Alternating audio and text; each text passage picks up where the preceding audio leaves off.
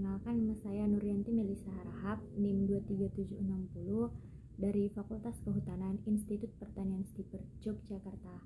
Nah, teman-teman, kali ini di video saya akan membahas tentang resolusi spasial.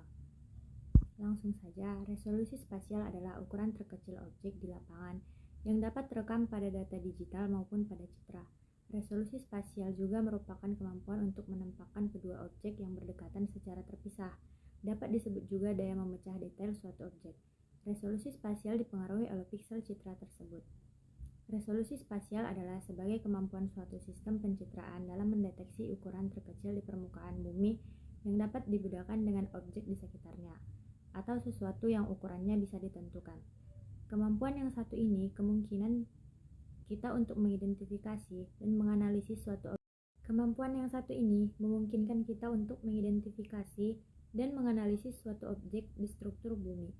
Selain mendeteksi keberadaannya, satuan luasan terkecil dalam citra dinamakan piksel. Dalam piksel termuat nilai spasial atau koordinat dan nilai atribut atau spektral. Resolusi spasial yang semakin tinggi menunjukkan bahwa luasan yang bisa dideteksi semakin sempit, atau detail yang menyebabkan objek yang mempunyai ukuran yang sangat kecil.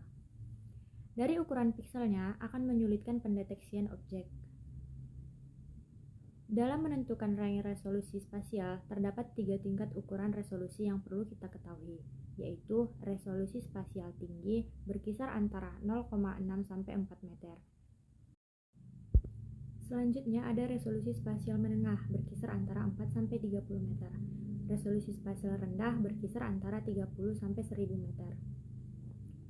Sedangkan resolusi temporal ialah frekuensi perekaman ulang kembali ke daerah yang sama pada rentang waktu tertentu.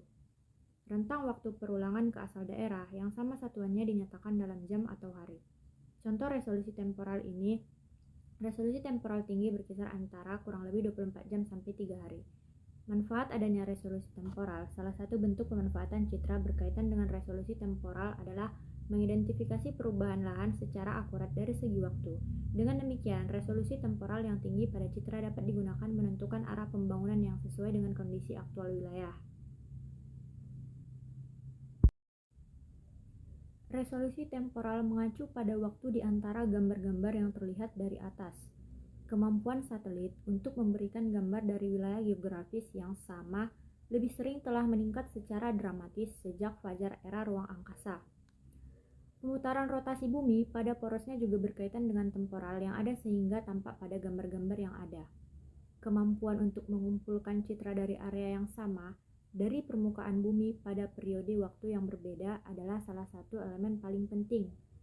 Untuk menerapkan data pengindaran jauh, karakteristik spektral fitur dapat berubah seiring waktu dan perubahan ini dapat dideteksi dengan mengumpulkan dan membandingkan citra multitemporal. Misalnya, selama musim tanam, sebagian besar spesies yang vegetasi berada dalam kondisi perubahan terus-menerus, dan kemampuan kita untuk memantau perubahan-perubahan halus itu menggunakan pengindaran jauh, tergantung pada kapan dan seberapa sering kita mengumpulkan citra. Dengan pencitraan secara terus-menerus, pada waktu yang berbeda-beda, kita dapat membantu perubahan yang terjadi di permukaan bumi. Apakah itu terjadi secara alami, atau seperti perubahan tutupan vegetasi alami atau banjir, atau diinduksi oleh manusia, seperti pembangunan perkotaan atau pengundulan hutan. Sekian video penjelasan dari saya, semoga bermanfaat bagi kita semua. Terima kasih, see you!